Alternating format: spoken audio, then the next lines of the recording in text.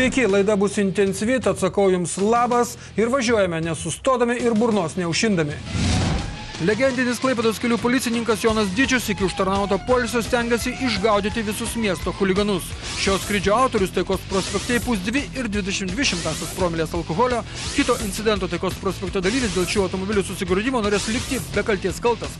Sankt Peterburge gali skaičiuoti laiką iki savo išvykimo į Dausas. Visą tai netrukus Baltikum televizijos laidoje Reidas. Satės skaičiai, apie tai Klaipėdos kelių policijos biuro vyresnysis inspektorius Gediminas Petrušinas. Per praėjusią savaitę Klaipėdos mieste įvyko 14 eismo įvykių, iš kurių vienas įskaitinis. Jame sužalotas vienas asmuo. Per savaitę policijos pareigūnai išaiškino 58 kelių eismo taisyklių pažeidėjus, iš kurių 2 automobilius vairavo būdami neblaivūs.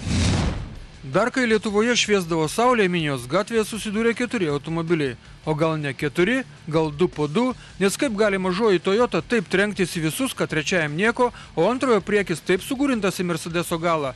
Tai to būtų pasidarbuota iš pradžių. Kiek vairuojat laiko jau? Aš nežinau, 4 mėnesius? Metus. Metus? Nu, dar iki 6 metų pavojingas amžiai, žinok, yra iš tikrųjų. Ir viena surinkai? Net nemačiau, kas ten priekis, tai stabdžiau, slydau, bet neapspėjau. Na, vaikinai iš kolonos vidurio buvo linkę manyti, kad mažoji Toyota viena sudurstė čia visus, kaip ant iešmo. Neatsimušėt į Mercedesą? Neatsimušiau. Tikrai neatsimušėt? Man trenkėsi. Mercedeso vairuotojas juto vieną smūgį, tačiau jis teigia, kad Volkswagen Boros vairuotojas prieš pat avariją persirikiavo iš pirmos juostos į antrą, o tada jau jam pristabdžius ir vyko incidentas gale. Priekyje sustojo automobilis ir aš sustojau. Pajutau smūgį. O kaip jūs manot, kas kaltas? Na, aš ne ekspertas. Specialistai atvyko ir nustatė, kad čia yra 2 avarijos vienoje vietoje. Toyota užmoka už Citroeno galą, o Volkswagenas už Mercedeso. Nes, negali tai būti sugūrintas antros mašinos priekis, kai už jo stovinčiame automobilyje ant priekinio bamperio tų įbrėžimų reikia paieškoti. Ir galiausiai Citroeno vairuotojas pasielgė kaip tikras džentelmenas, teigdamas, kad jo bamperiui Toyota didesnės žalos nepadarė. Mergina ir Citroenas išsiskyrė be deklaracijų, tad liko viena avarija tarp Mercedeso ir Volkswagen Boros. Vieną gražų rudens vakarą, kai dar Lietuvoje šviesdavo saulė, iš Baltijos ir Taikos prospekto žiedinės sankryžos atskrido girto vairuotojo automobilis Mitsubishi Space vagonas.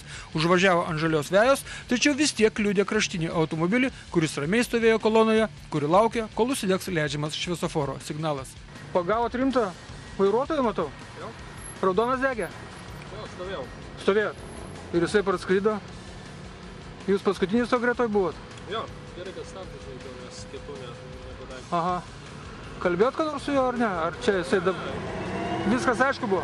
Skrydžio ir avarijos autorius 26 metų paprastas klaipėdietis Mindaugas įpūtęs 2,22 promilės alkoholio kažkaip susipainiojo vertybėse. Jam ištisinės linijos kirtimas, matote, yra baisesnis nusižengimas negu girta avarija. Kas atsitiko, kad jūs neišvairavote? Paslydau. Paslydot? Kad sausa? Vaidžikauskai, o kodėl per ištisinės važiuojat? Toliau? Aha. Tai įrašą paskutinį, pažiūrėkit pas save. Tai jūs dėl to esat įsižeidęs ir todėl pasigėrėt iš to skausmo ir dabar čia pavairavot? Vaidžikauskai, nu tai viens kitą pažįstam, klaipėdiečiai esam, nu tai gal nereikia tokių nesąmonę daryti. Du, bet toks beviltiškas pokalbis mūsų iš tikrųjų. Aš su policija kalbu normaliai, o su žurnalistais man nereikia kalbėti. Aš ne žurnalistas, aš Vaidžikauskas.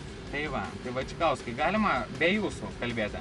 Be abejo. Galite išlipti iš mašinos? Aš kadangi gyvenu šitą mieste, tai man ne tas pats, kaip vairuoja, žinokit, piliečiai. Aš prašau policija, galite išprašyti žurnalistą iš mašinos. Kodėl mes turėtume jį išprašyti? Nes jūs policija esate ir aš policininkus suprantu. Aš pats išlipau, žinok, žmogau. Bet aš tau dabar savo tekstą pasakysiu. Man labai nepatinka, kada vairuoja va šitaip žmonės girti. Labai nepatinka. Čia yra mano piliečio klaipėdiečio pozicija. Nes čia mano dukra galėjo per perėją eiti. Galėjo jinai su automobiliu stovėti, lygiai taip pat. Jūs kažką tai man apie ištisinės norėt pasakyti? Kas yra girtas ir kas yra ištisinė? Jauti skirtumą? Jauti skirtumą 20 litų bauda ir 2000 litų bauda. Čia netgi avarija padaryta 4000 litų. Gero kelio jums. Toks yra vidurkis už avariją, kurią padarai būdamas neblaivus. Visa laimė, kad Space vagone priekinė važiuoklė buvo išmušta. Dar žiūrėk būtų ant šaligatvio žmonės nuskabęs, kurių čia būna daug. Buvo vakaras, visi traukė namo, tik ne visi laimingai. Taikos prospekte susidūrė 3 automobiliai, nuversti 2 kelio ženklai, o kas kaltas dėl avarijos, tai visiems reikėjo pasukti galvą. Nes nekaltas dėl avarijos galvojo, kad jis kaltas dėl avarijos, mat susipyko su žmona. Persirikėvęs į keleivinio transporto juostą, paspaudė greičio pedalą ir toliau jau nebežino, kaip susidūrė su dar 2 automobiliais, nuvertė kelio ženklus, atsimušė į akmenį. Taikos prospektą aš važiavau. Ir po to, kad atsitinka? Ant stabdžių, vieną mašiną važiuoju. Dabar negaliu staigiai, su žmona susipykau ir vis. Su žmona susipykos? Ne. Tai reikia per stabdžius kirsti su žmona susipykus? Ne per stabdžių. Aš norėjau sukti Kauno gatvę. Aha.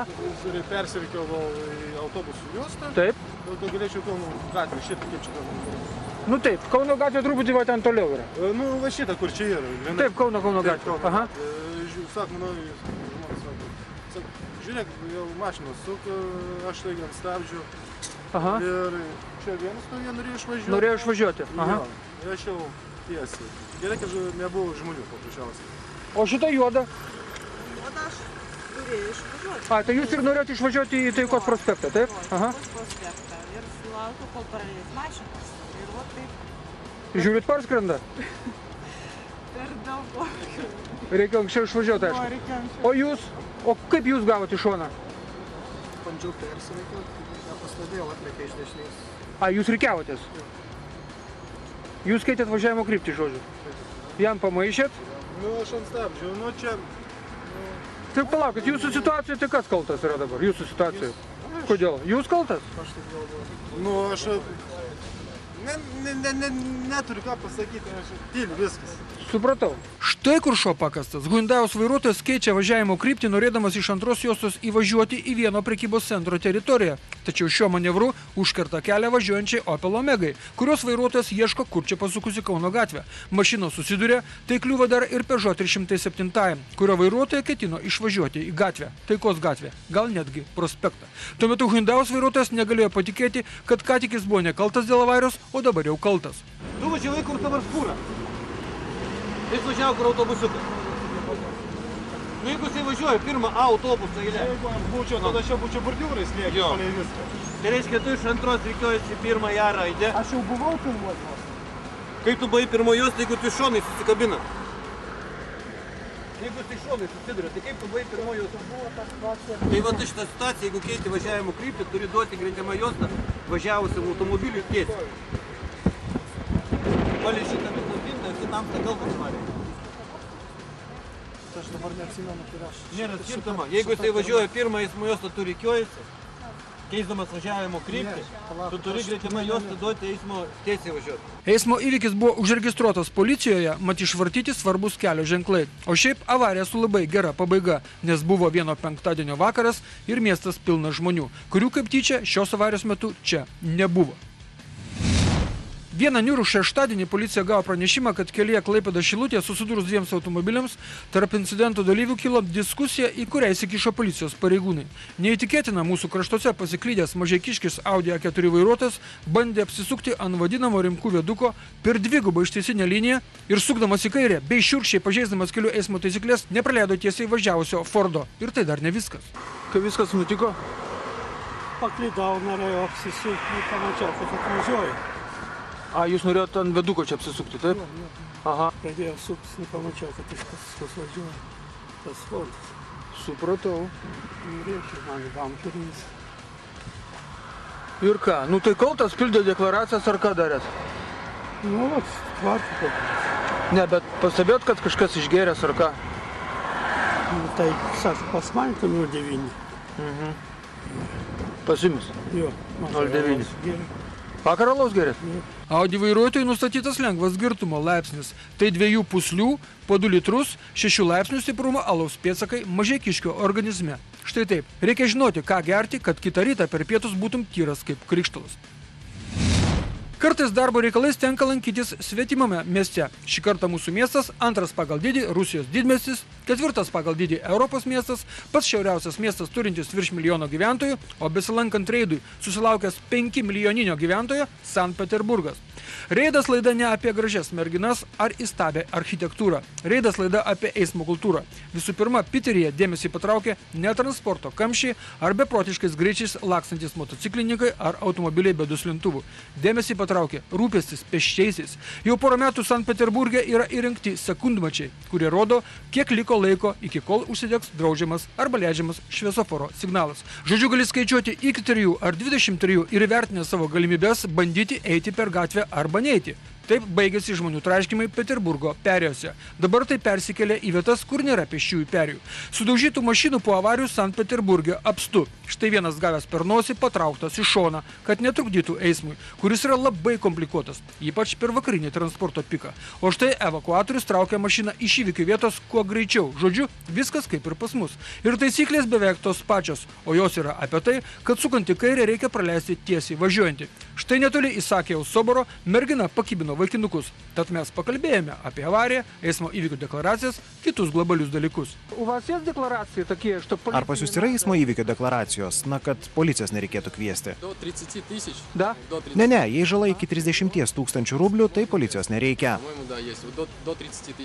Без полиции можно? Можно без полиции. Ну а здесь сколько будет? O tai kiek čia? Здесь сколько сказали? Сколько? Na, daugiau. 2 durys, moldingai, ratas. Дверь. Виски, я не знаю, там вроде магазин, крыло.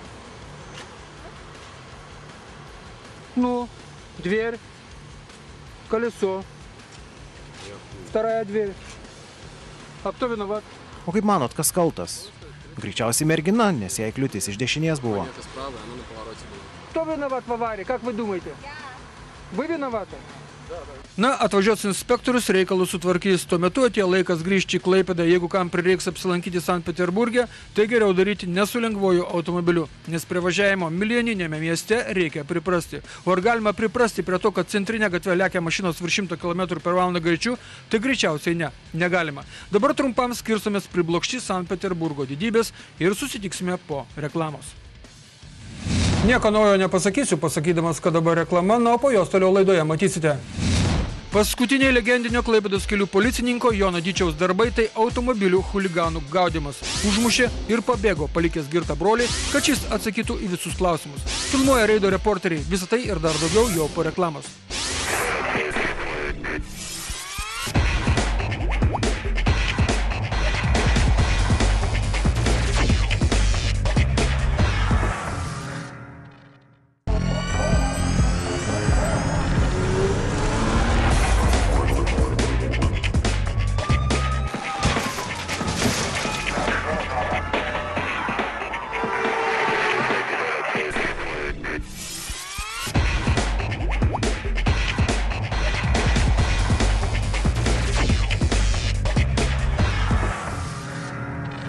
Tiek reklamos ir anonsų, na, o dabar pažadėtieji kadrai.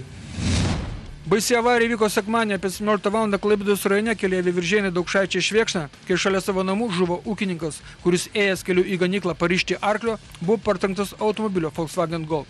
Šis automobilis dideliu greičiu atlėkęs nuo Švėkšnos pusės, užvažiavant kelkraščio, čia ratai prasisuko, mašina buvo išsviesta į kitą kelio pusę, kur vairuotojo pusės galinėmis keleivio durimis trenktasi į 47 metų vyriškį ėjusį kelkraščiu, kuris žuvo nusviestas į laukus virš 20 metrų.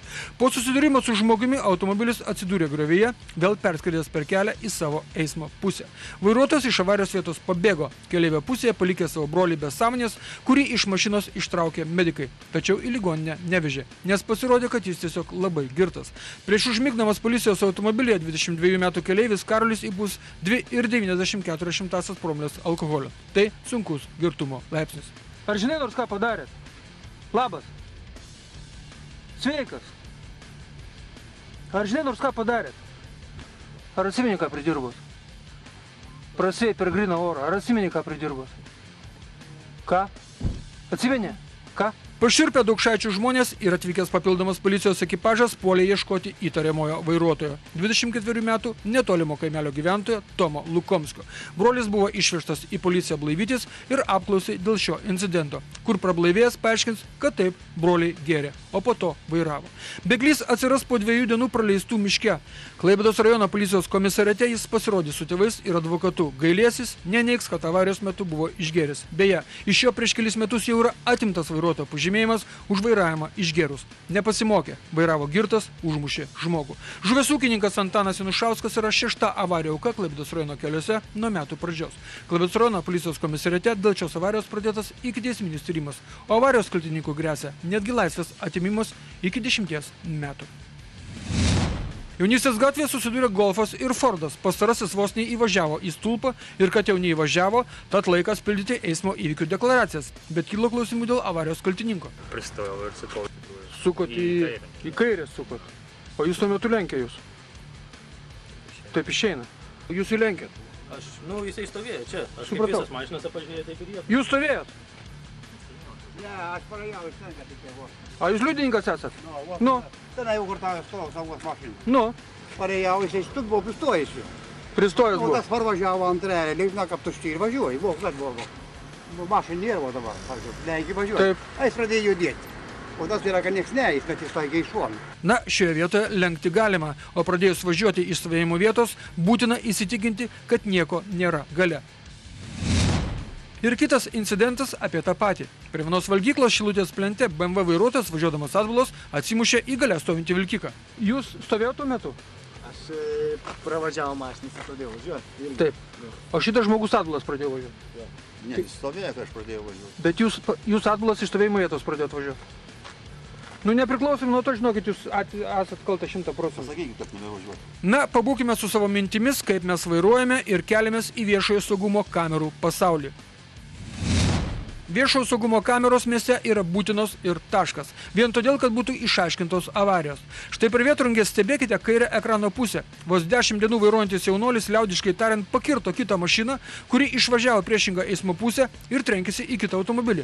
Jaunuolis toli nenuvažiavo. Sąžinė užgraužė, sustojo, bet atvykus policija dar drįso ginčytis, kad jis neva nekaltas dėl avarijos. Įdomu, kas jo vairavimo mokytojas. Įdomu, kaip su tokia logika išlaiko vairavimo egzaminus. Kamera Minijos 2 fiksuoja kitą įstabų pavairavimą. Stebėkite šviesoforą ir stebėkite, kaip parvažiuoja panelė Minijos gatve.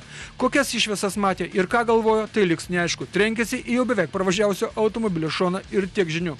Ir kita situacija iš tos pačios vietos. Šviesiojo automobilio vairuotojų. Apsilankykite pas kelių policijos komisarą, nes nesvarbu, kad kliudyta pėsčioji atsikėlė ir nuėjo. Nesvarbu, kad tamsta sustojote, nes filmuotoje medžiagoje matosi, kaip esate apvažiuojamas. Bet kartojame, nesvarbu, kad partrenkta pėsčioji pakilo ir nuėjo.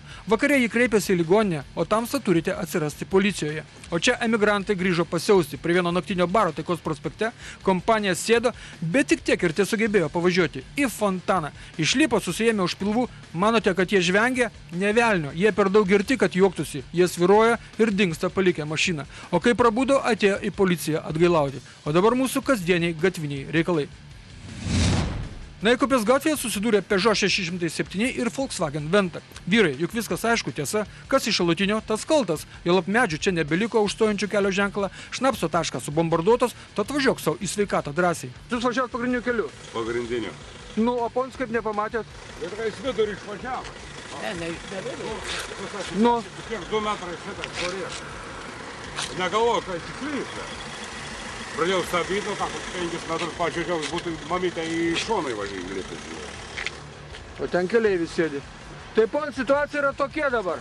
Pildot ant šito lapo, dabar va šitą viską pildot.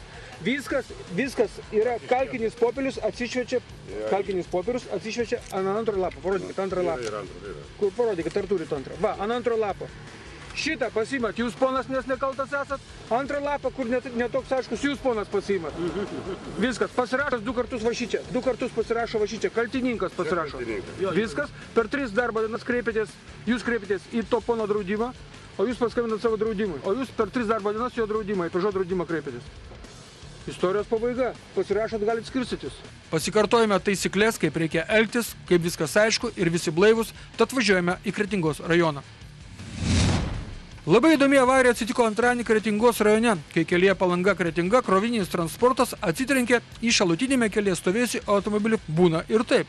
Stovi šalutinėme kelyje ir gauni į nosį, nors net nekrustelėjai, kad išvažiuotum į kelią. O avarinė situacija sudarė žalios spalvos visureigis, kurio vairuotojas važiuodamas link Kretingos staiga kirto per stabdžius ir pasuko į kairę kaimo keleliu. Krovinio transporto vairuotojas, nepanoręs atsitrenkti į džipo galą, pasuko vairą dešinėn ir tada jau vietoje džipo galo trenkėsi į Vectros priekį. Žodžiu, vis tiek liko kaltas dėl avarijos. Nuo džipas dingo miškuose. Lai sąžinė jį sugrauš dėl tokių staigių stabdymų. O mes keliamės į mūsų mėgstamiausią rubriką. Rubrikoje filmuoja reido reporteriai apie gražius ir negražius dalykus. Pradėkime nuo negražių. Baltos spalvos Opelio greitis bele koks, lenkia per ištisinę liniją ir dar gabaritas nedega. Eikit peklo, netrukus irgi gerą fruktą pamatysite.